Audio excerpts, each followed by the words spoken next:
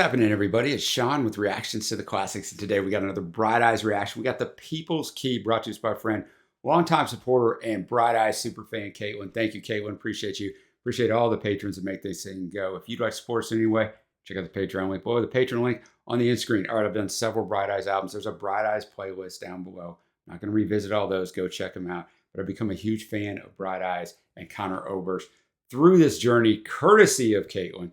So let's talk a little bit about this album, and let's just jump right in. It's their 9th studio album. Went to 13 in the US, 46 in the UK. The album was recorded in Omaha, Nebraska. I say it every time. My hometown, lived there till I was 12 at Arc Studios.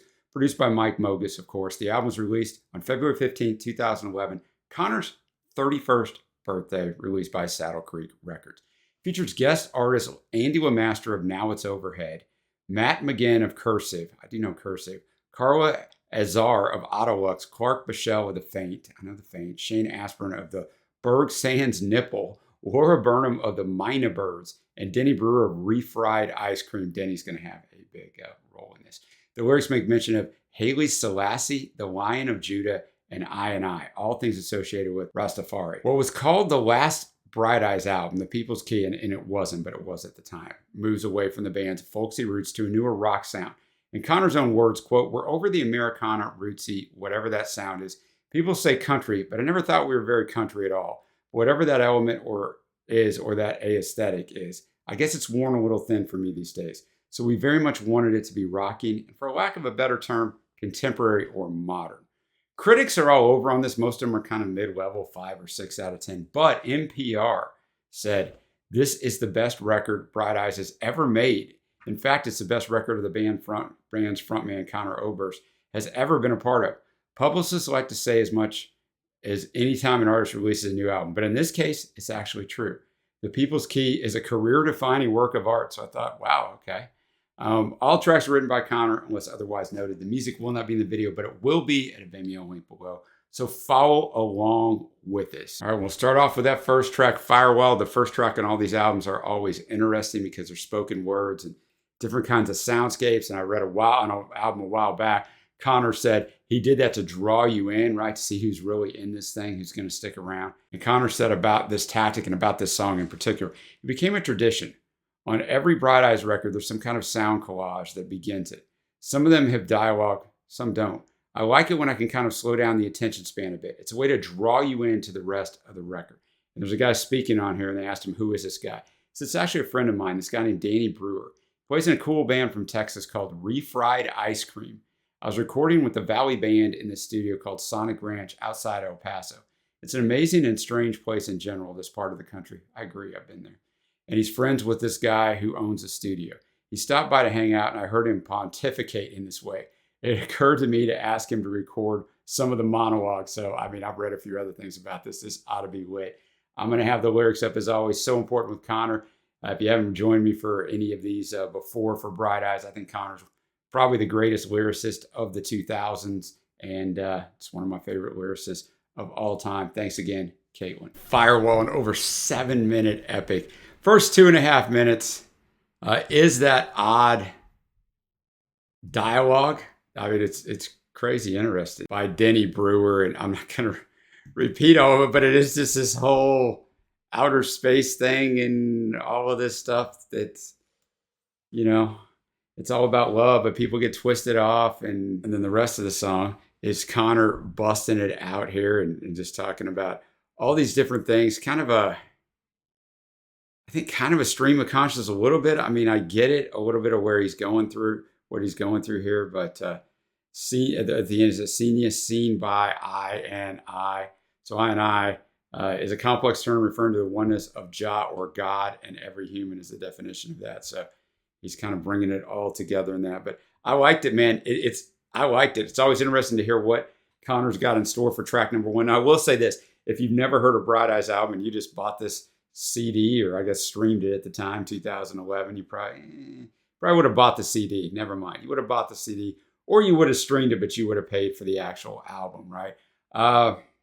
You probably played that first song and went, well, what did I just get myself into? I heard these guys were great, but I mean, I super enjoyed that. We go from all that information on Firewall to no information on the second song, Shell Games. All right, Shell Games. Man, I like that song a lot. Thought the melody was great. Connor sounded great. Some really clever lyricism too. The first verse is all about the previous albums that he's done, right? And it's all about what's on the cover of the album. Took the fireworks in the vanity, the circuit board in the city streets, shooting star, swaying palm tree, laid at the arbiter's feet. So laying those albums at some judge's feet to see what you think of them.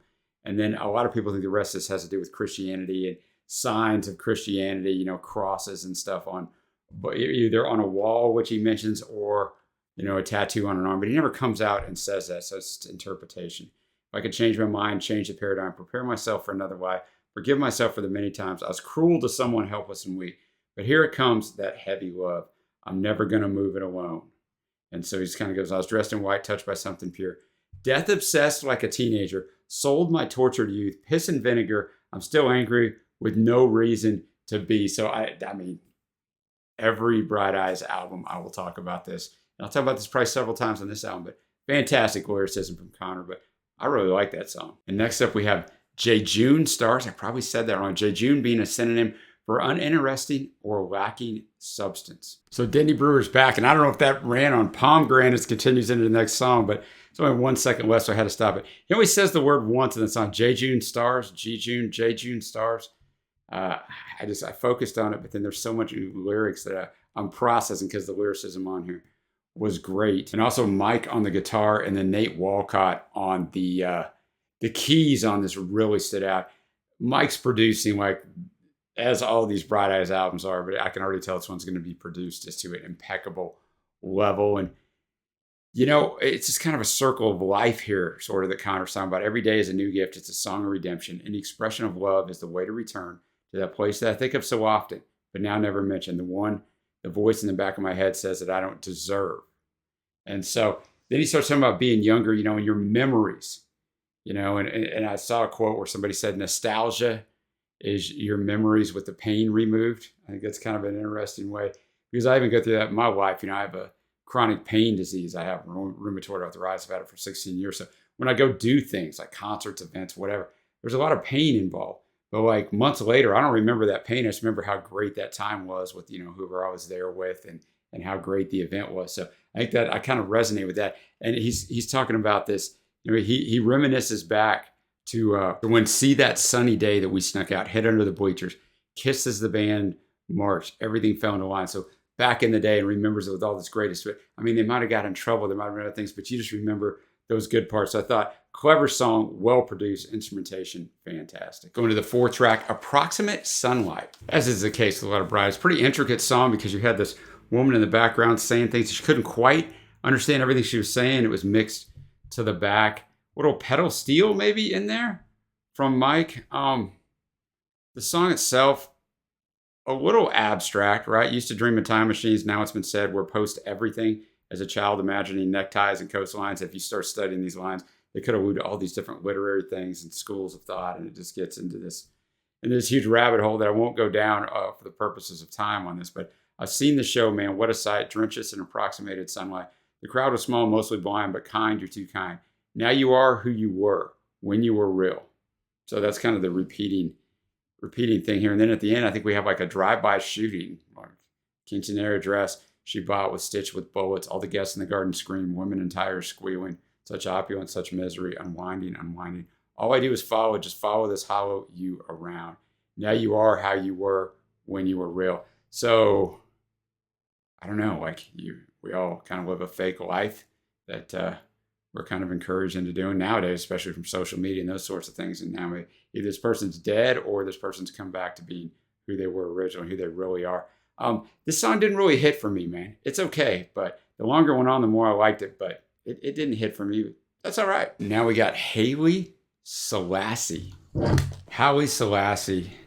A lot of Rastafari stuff in here. This song is like, there's so much to this song. A lot of biblical allusions, but I mean, it's mainly just about Haile. So a bunch of reggae stuff. Even though it's not a reggae song, obviously, there's a lot of reggae mentions in here. And Connor talked about that when this album came out in an interview with American Songwriter. He described his relationship with reggae music. He said, lyrically, I've always liked reggae music, but like the lyrical themes, which are kind of redemption and liberation and overcoming oppressive evil. In their case, they're singing about imperial powers, the oppression of the poor people, and those ideas. The way I'm thinking about them, it's more about humanity as a whole. I do really believe that there are evil people in the world and there are good people, and oftentimes evil people run the show. Boy, true words have not been said. I found a lot of the imagery in reggae music can be so potent and powerful. So I guess in a sense, I co-opted some of those ideas, maybe took it out of context, but I still think it's applicable to a wider message. It's basically like people that believe in peace and love and equality of all humans, seeing one another in each other. So I think that kind of gives you a little insight. I mean, he's talking about reggae music, but in a little insight of what he is kind of trying to get to in this song. You know, cover our heads as they split the atom. So, you know, watch out because the atomic bomb was made. All our days are numbered. I'm taking some comfort in knowing the wave is crested, knowing I don't have to be an exception. Children that fill the bleachers, one is the next Caesar. Keep all their minds collected until he comes. Until he comes, probably talking about Jesus coming. How do you make a day? How do you make a day in plain sight too good to be true? And then of course, I seen stranger things, man. I seen that tree of smoke, probably the burning bush, right? So a complex song, but I thought pretty good. It was arranged nicely and definitely kept me enthralled. Right, well, we're halfway through. We got a machine, spiritual, and then parentheses, in the people's key. All right, my man Denny returning again. This song is also, I think, you know, obviously it's a machine spiritual. It's all about spirituality and the way things are going. And the people's key ringing through arena seats. The Black Machine played it all from memory. A fever dream well, come back eventually. To wade into the water, another and another we go. For some kind of code, the bodies float.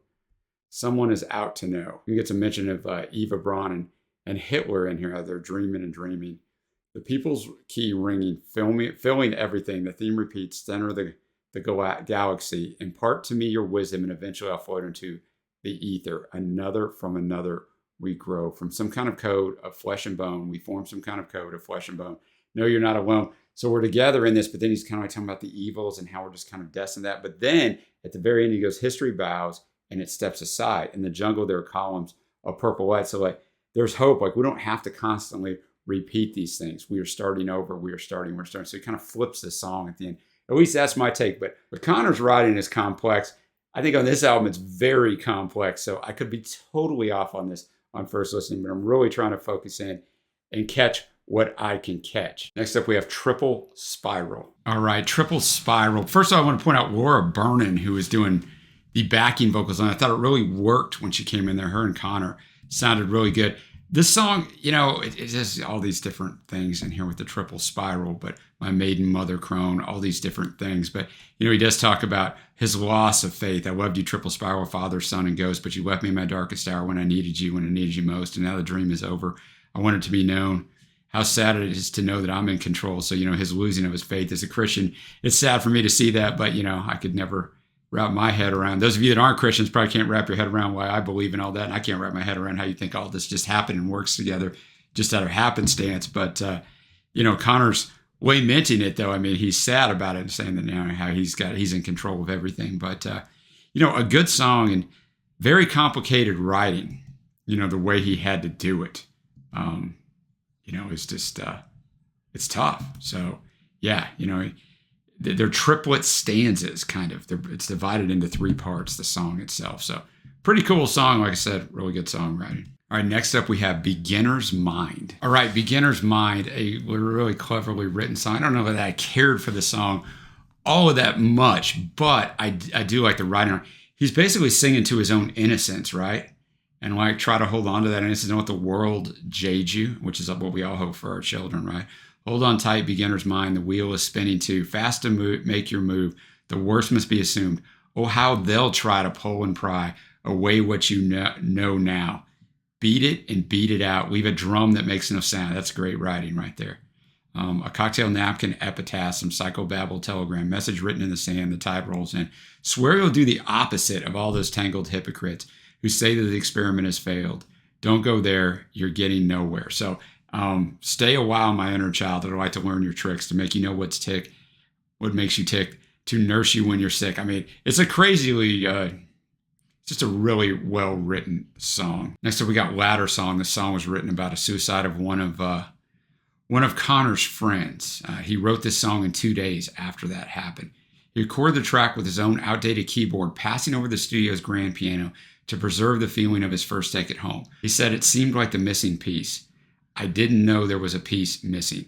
That little snippet was from the Wall Street Journal, but sounds like this one's going to be powerful. Ladder song. I think using that outdated keyboard was a fantastic touch, and not using the grand piano. It added this genuineness to it. It took away some of the production, which I think needs to be done on a song like this. It doesn't need to be produced and buttoned up perfectly. Like most of the record is produced so well. That's not a slight. That's great. But on this song, it's definitely the right call. It starts out, no one knows where the ladder goes, about his friend dying. You're going to lose what you love the most. You're not alone in anything. You're not unique in dying. I feel estranged every now and then. So he's talking about his own stuff that he goes through. It's on these days are long now, the ups and the sundowns and a twisting mind. If I got to go first, I'll do it on my own terms. I'm tired of traitors always changing sides. They were friends of mine. So the people turning on you, and don't hang around once the promise breaks, or you'll be there when the next one's made. So, don't give people second chances, kind of is what Connor's trying to say here a little bit. But man, it's a powerful song. I thought it was really well written, perfect arrangement. It's definitely going to end up on my face, but still got one song left. Got One for You, One for Me. Well, a fitting way to end this is Denny Brewer comes in and gives us that last words, which, didn't make some sense to me.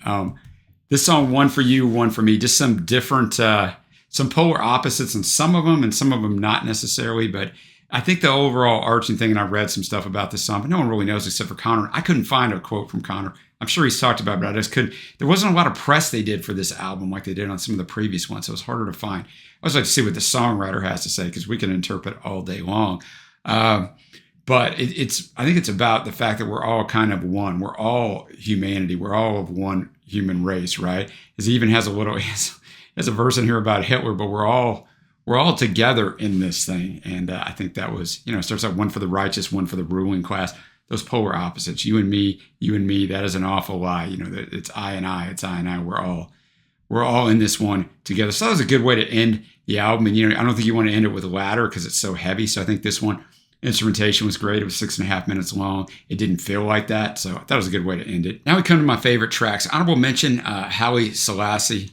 Fave, and honorable mention also One for You, One for Me, the last one. Fave, Shell Games, Jejune Stars, and Ladder Songs. That's 5 of the 10 in honorable mentions and faves. Now we get to my overall score. Now here's what gets tough. Right, I've run several albums in the discography of Bright Eyes, and a couple of those albums I hold in high acclaim. And I listen to a lot of music, so when I hold something in high acclaim, it's really up there. So then you got to be careful when you grade these things of judging it on its own and not judging against their previous work. But that's hard to do. Right? It's just a struggle as you dive into the discography. Like, I don't think this album is as good as any of the other albums that I've listened to. So in that, I don't want to just mark it way down. I think I'm going to give it, I said on the last album I wouldn't give anything under a 7, but this one isn't quite as good as Casadega for me. So I'm going to give this one a 6.75. Now remember, that's out of 10. It's still a good album. I would still recommend somebody listen to this album. And the songwriting, as always, is still pristine. The production by Mike Mogus is fantastic. So it's still a good album. There's just some of the songs didn't hit quite as much for me. But let me know what you think of this one. I know the Bright Eyes community is strong out there. And I still hope to see these guys someday in concert. They're just not coming anywhere close to me on their current concert, which makes me sad, but maybe they'll add another leg. So thank you again to Caitlin for bringing this one. Give it a thumbs up if you haven't already. Hit that subscribe button and go check out the other Bright Eyes reactions that I've done. Until next time, guys, I will see you.